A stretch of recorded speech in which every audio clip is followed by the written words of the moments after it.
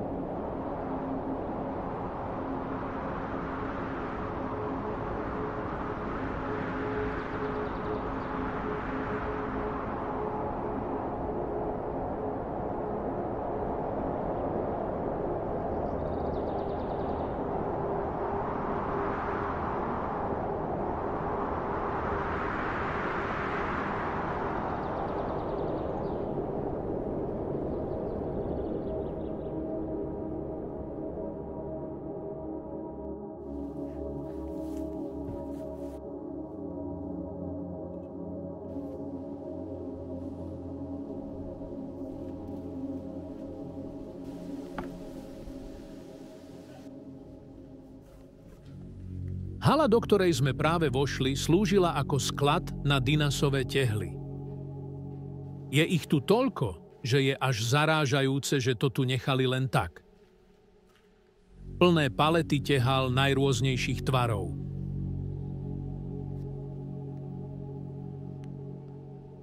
Táto továreň začala fungovať v 50. rokoch 20. storočia.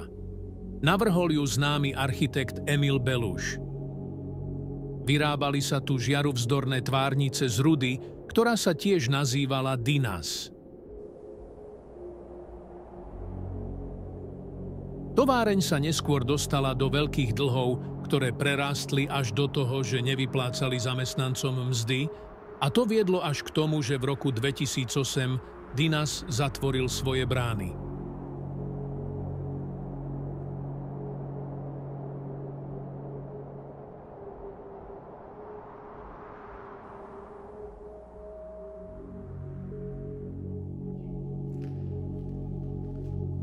Tieto tvárnice sa používali na vymurovávanie tavných pecí, v ktorých sa tavila napríklad železná ruda.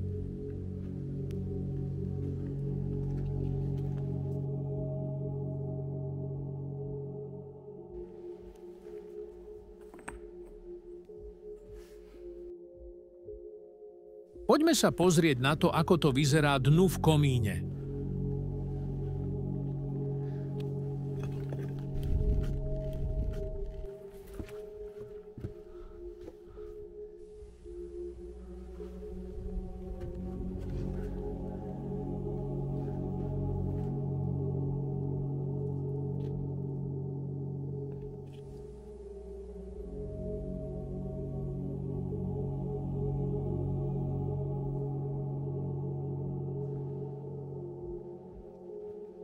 Tu sa pece, v ktorých sa museli čerstvo vylisované tehly najprv vypáliť, aby získali požadovanú pevnosť.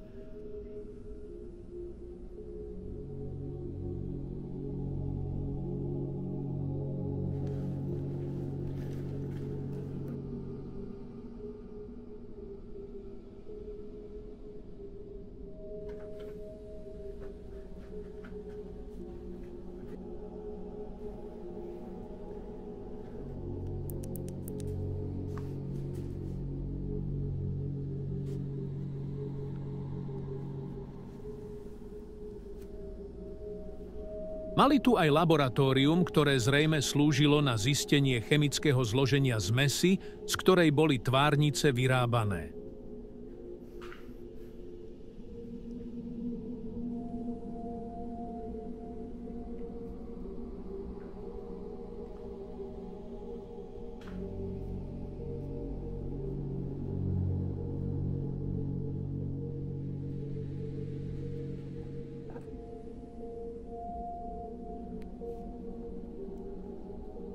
Tu v tejto časti výroby sa začínala cesta každej tehly.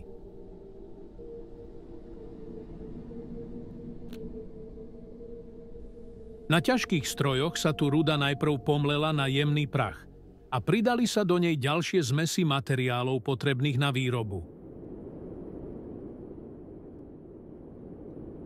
Všetko sa zmiešalo v obrovských miešačkách, z ktorých sa zmes následne dávala do lisov, ktoré vylisovávali takmer hotové tvárnice a následne sa nakladali do pecí, kde sa museli pomaly vypáliť.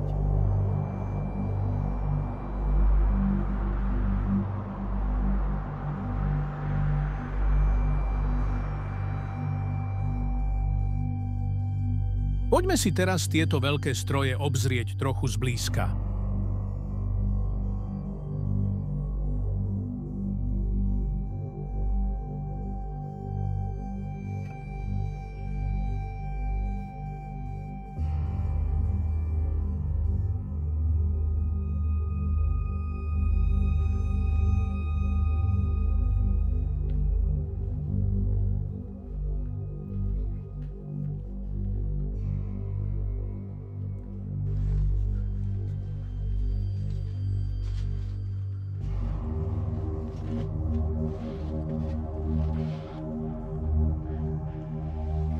Toto bol asi nejaký obrovský mixér, z ktorého sa hotová zmes dávkovala rovno do lisov.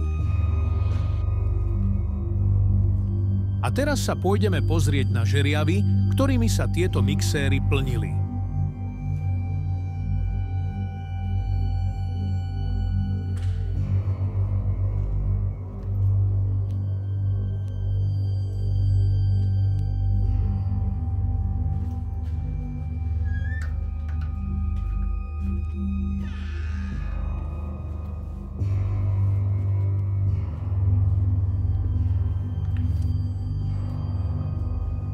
Prechádzame cez časť, kde boli rúry a dopravníky, cez ktoré putovali výrobné zmesy zo sila nad nami do haly na spracovanie.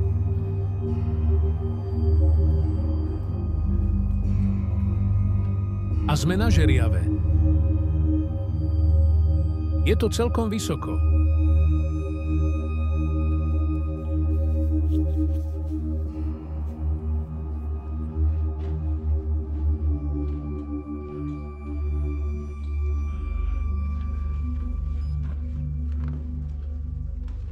Poďme nazrieť aj dnu do kabíny žeriavu.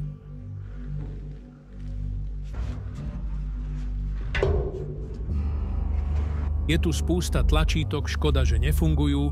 Skúsil by som sa povoziť.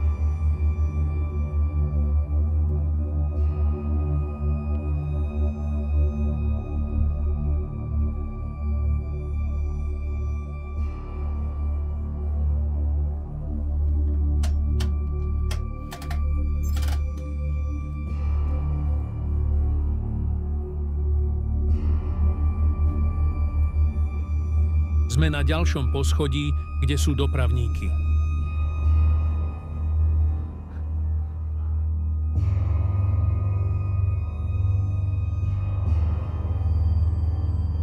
Ďalšia cesta hore vedie už len týmto rebríkom.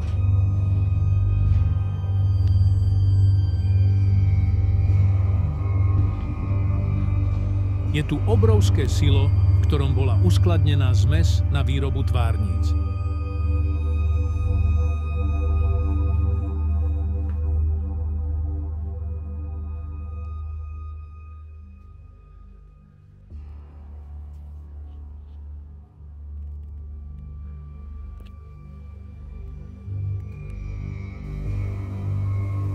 Poďme sa pozrieť na strechu. Musíme byť opatrní, pretože V niektorých budovách naokolo sa ešte pracuje. Súkromné osoby tu majú prenajaté priestory, v ktorých sa nachádzajú rôzne sklady a dielne.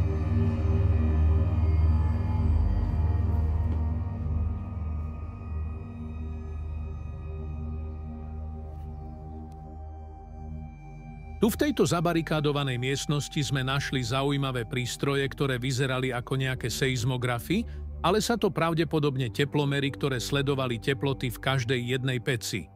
Do teplomerov sa vkladali papierové kotúče, na ktoré sa zapisoval graf teploty pece.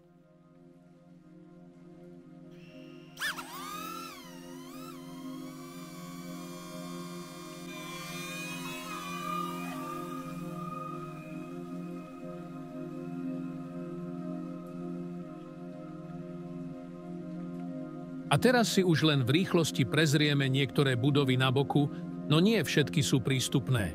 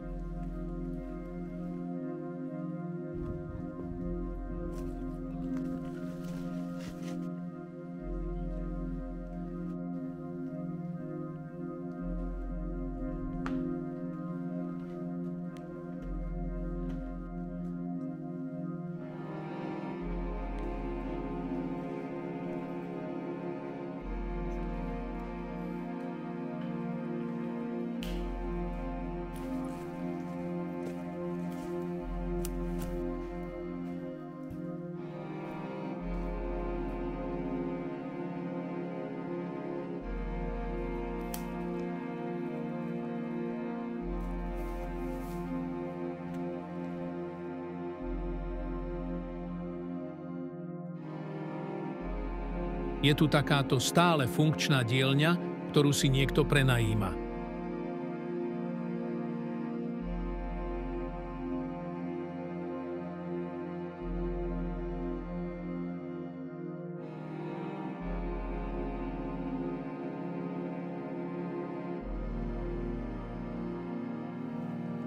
Tu vzadu sú vyložené staré obrábacie stroje. Pozrite na ten obrovský sústruh.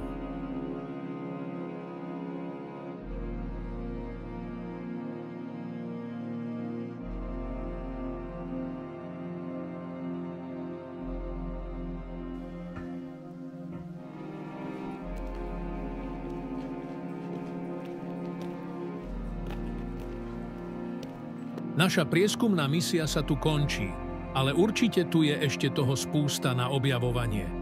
Tak zatiaľ ahoj a nezabudni dať like a odber, nech ti nič neunikne.